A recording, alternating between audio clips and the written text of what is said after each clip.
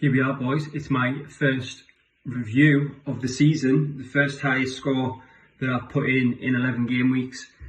It's going to be a nice, quick, snappy one to keep things interesting. Game number one, we're going to look at the Rolos versus the Intergalacticos. Rolo started the week in 8th. Intergalacticos started in 6th, which is their lowest ever Togga position. And Rolo continued his form, putting in 115 points to beat Intergalacticos with 100 points, with an own goal in there just to put an own goal and a red card, I think it was. More misery on poor Bry, sending him still down in 6th place 2 weeks in a row. Worst ever Togga position, could be lower next week. Rolo moved up to 7th off the back of that. That's his highest position in quite some time after finishing bottom last season. Next up, we've got the Sonny Manny Happy Days, last season's champion, versus AFC Ragman.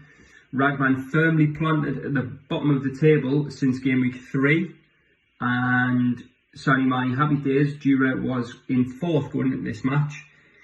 Rag's all-Man City tactic once again paying off, playing only 10 men, putting in 93 points, beating the 80 points of Dura, and that brings AFC Ragman into 10th place still, but level on points now with the team, which we'll come to.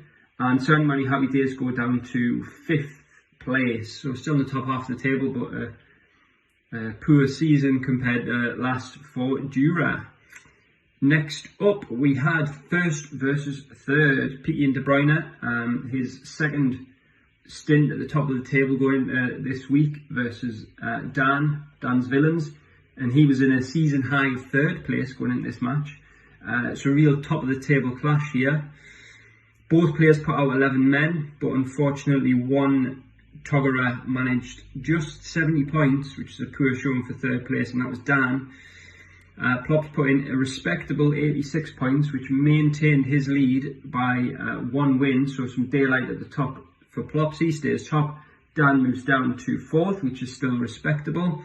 Then we have STP versus the Scranton Stranglers. Scranton Stranglers were 2nd going in this one. STP was at a season low of 7th. Form prevailed here with Scranton Stranglers obviously winning, seeing as I'm sat here with the highest score.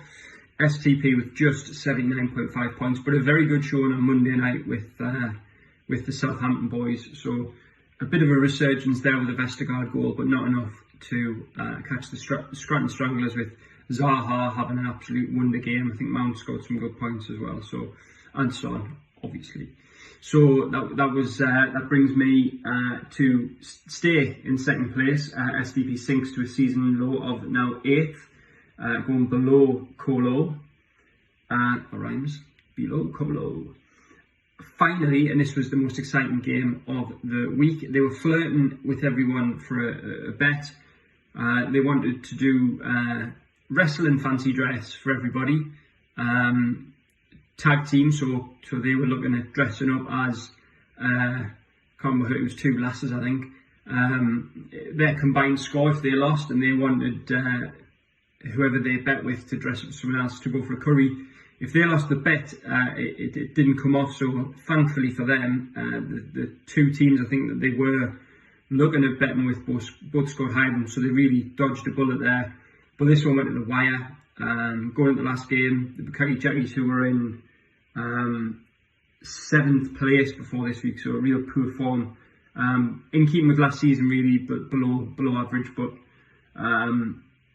not good for a previous 2-time champion. And Colo, Chudley Cannon, in 8th, so 7th versus 8th. It was billed to be last on Match of the Day, but a really interesting end to the week with the last game having a couple of players for the Bukkake Jackies, and it came and went. They got closer, they got further away, and in the end there was half a point in it.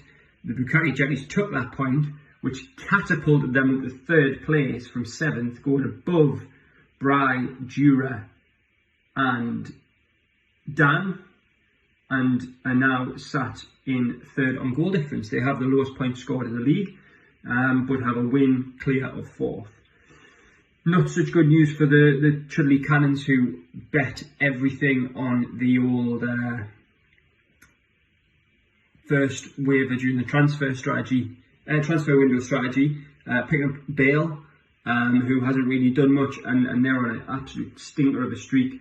They got up to 4th place in week 5, have since sank 7th, then to 8th, and now down to 9th. So not a good week for the Chudley Cannons, who are now joint on points with the FC Ragman, ahead on goal difference, but could go bottom in this coming week. Not my business to preview, but just to touch on it, we've got 9th versus 10th, which is a big one. We've got 1st versus 3rd, which is another big one. That's Kyle versus Plops, and Kyle can go top if he beats Plops by a hefty amount, mind, and I don't get a win. So there's some really juicy game weeks coming up this week.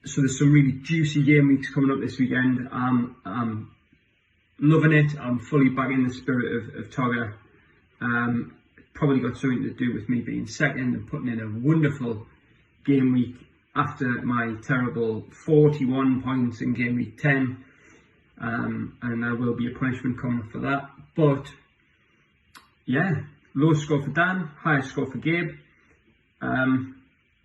It was a good week. I enjoyed it. So until the next review, which will probably be another 11 game weeks, hasta la vista, babies.